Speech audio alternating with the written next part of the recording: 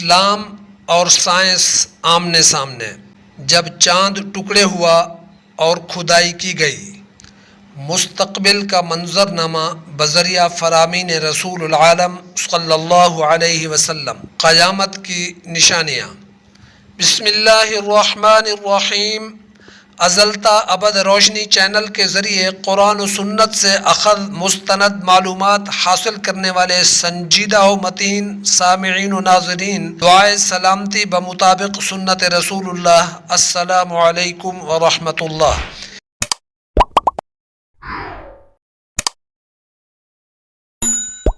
اس شعر کے ساتھ موضوع سخن کی جانب بڑھتے ہیں کہ محمد کی غلامی دین حق کی شرط اول ہے، اسی میں ہو اگر خامی تو ایمان نامکمل ہے۔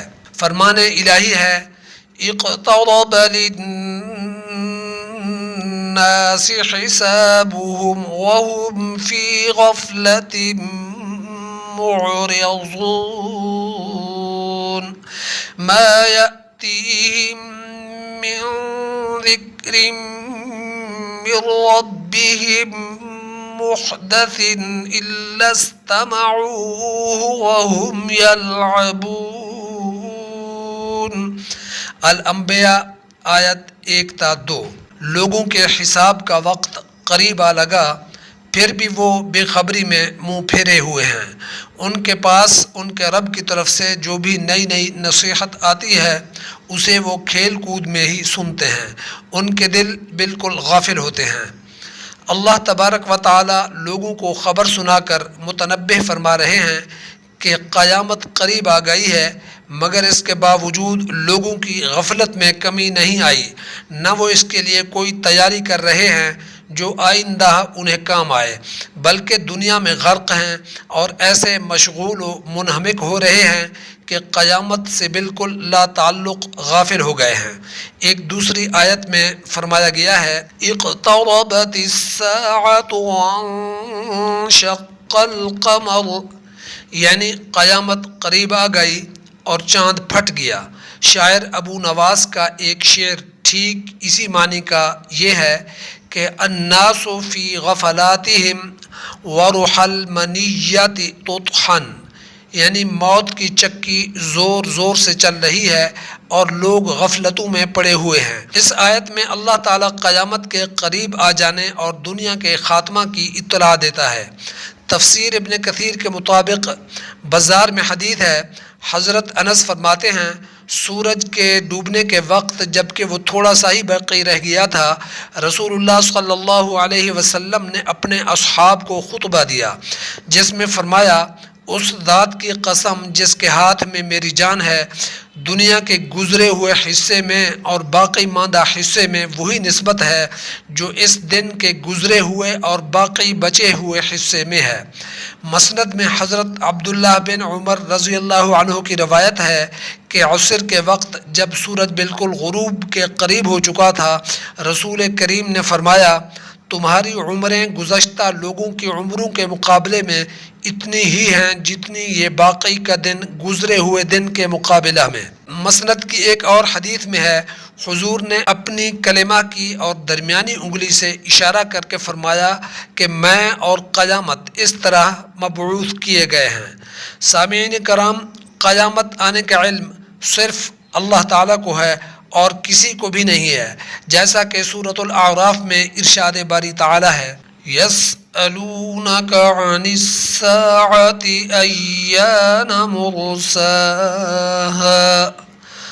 قُلْ إِنَّمَا عِلْمُهَا عِندَ رَبِّي لَا يُجَلِّيهَا لِوَقْتِهَا إِلَّا هُوَ ثقلت في السماوات والأرض لا تأتيكم إلا بغتة يسألونك كأنك حفي عنها قل إنما علمها عند الله ولكن أكثر الناس لا يعلمون۔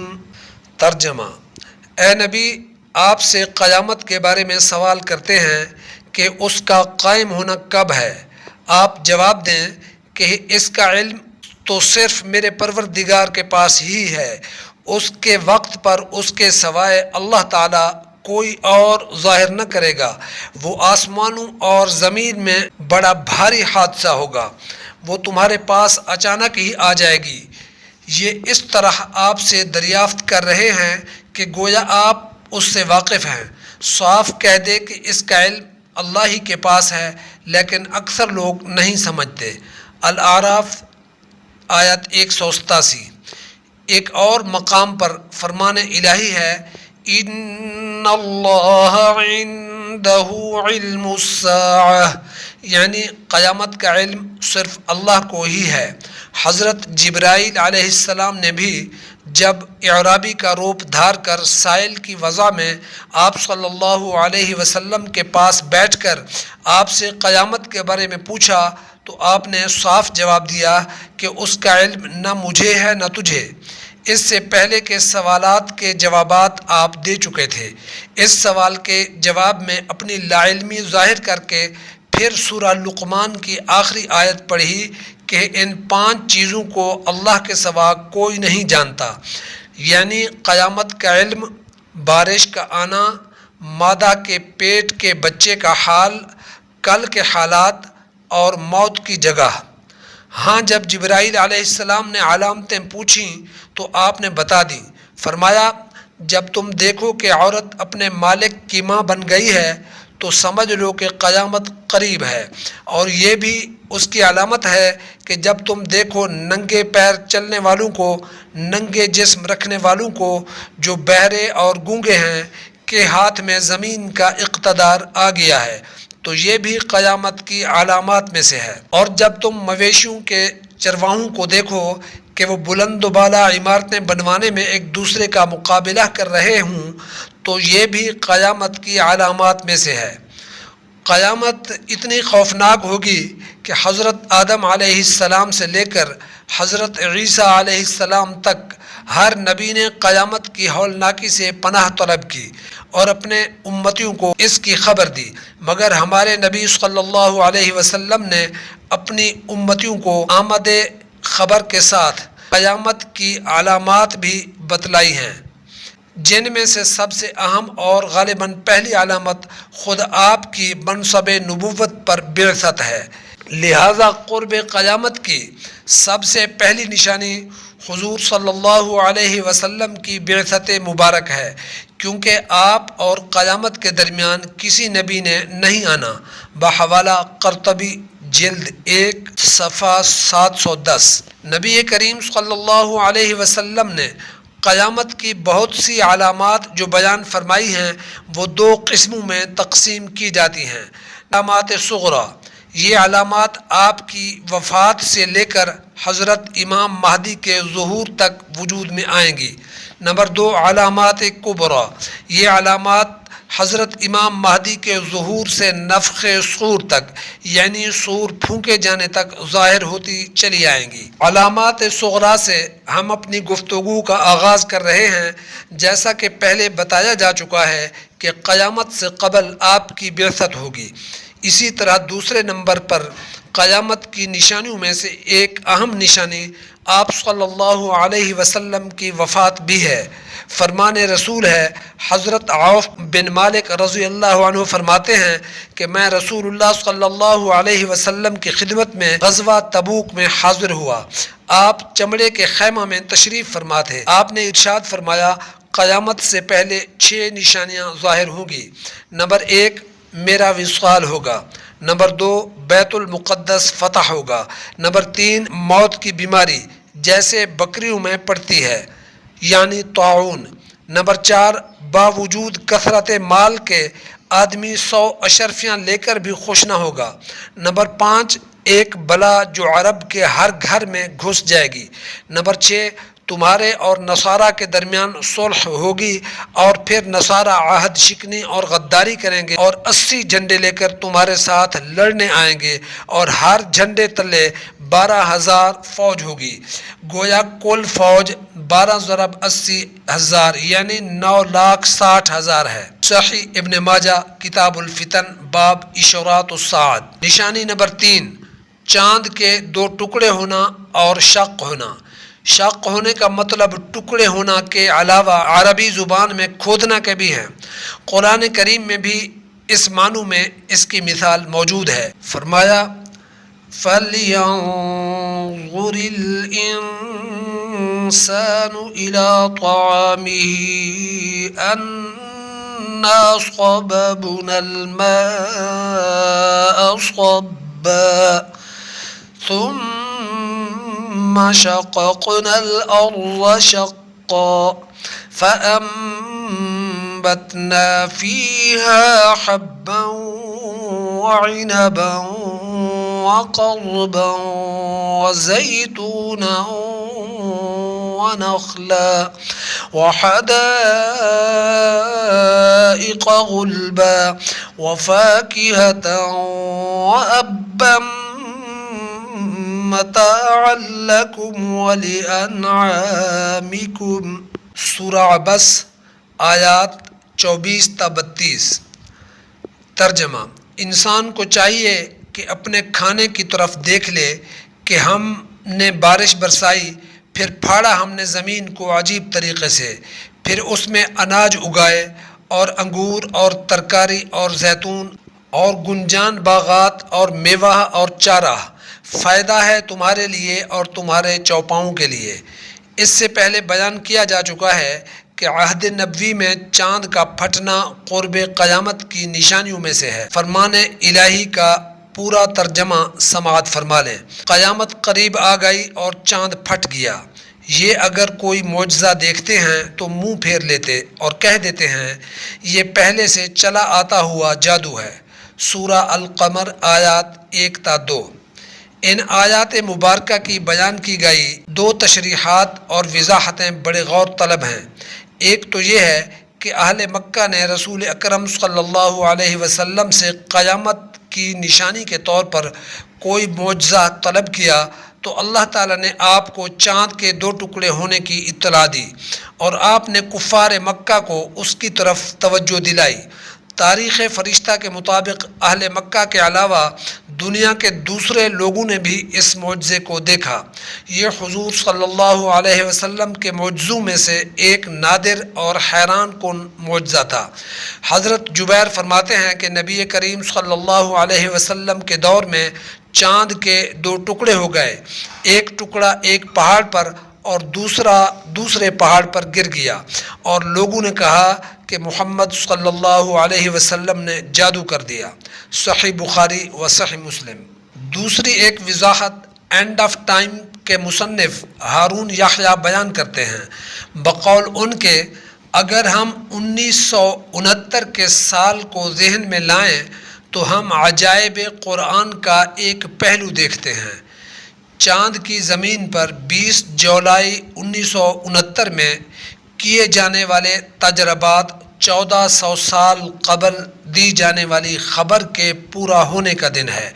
اس تاریخ کو امریکی خلابازوں نے چاند کی سرزمین پر قدم رکھا اور اسے کھود کر یعنی پھاڑ کر کچھ تجربات کیے، مٹی اور کنکروں کو بطور نمونہ اکٹھا کیا۔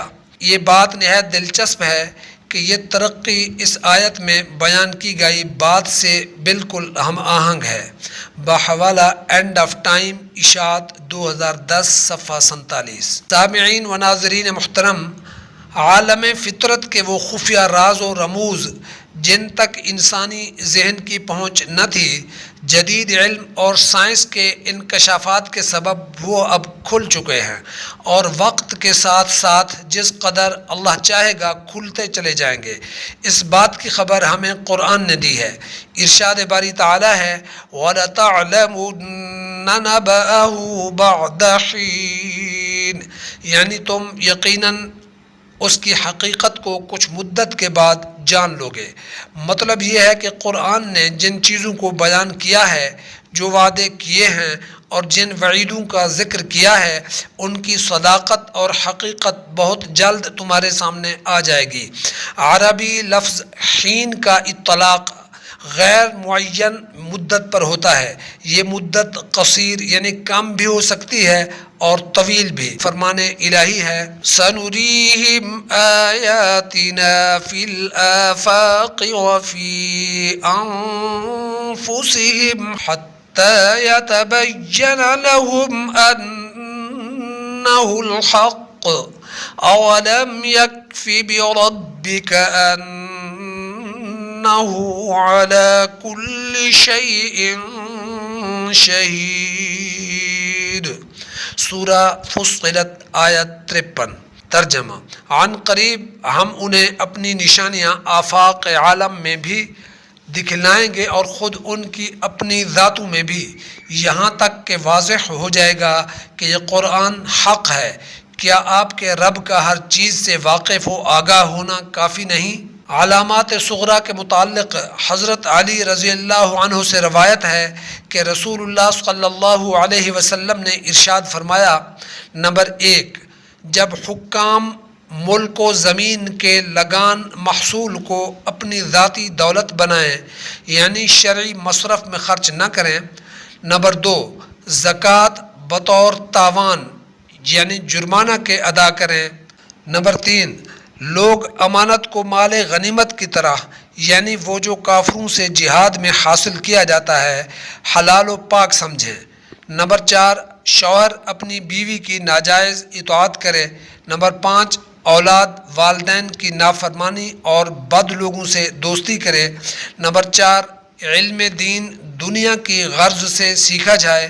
نمبر 7، ہر قبیلہ و قوم میں ایسے لوگ سردار بن جائیں جو ان میں سب سے زیادہ بد خلق و لالچی ہوں۔ نمبر 8، انتظامات ایسے لوگوں کے سپرد کیے جائیں جو اس کے لائق نہ ہوں۔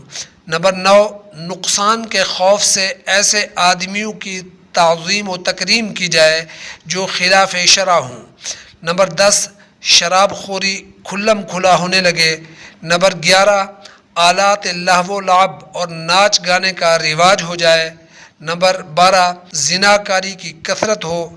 نمبر 13، امت کے بعد والے لوگ اپنے سے پہلے والوں پر لعنت و طعنہ زنی کرنے لگیں تو اس وقت جکھڑ، نہایت سرخ رنگ کی آندھی اور دیگر علامات عذاب کے آنے کا انتظار کرو، جیسے زمین کا دھنسنا، آسمان سے پتھروں کا برسنا جیسا کہ آج کل اولے گرتے ہیں، صورتوں کا بدل جانا، اور اس کے علاوہ مزید علامات بھی اس طرح پے در پے ظاہر ہونے لگیں گی جیسے تسبیح کا ڈورا ٹوٹ کر اس کے دانے یک کے بعد دیگرے گرنے لگتے ہیں۔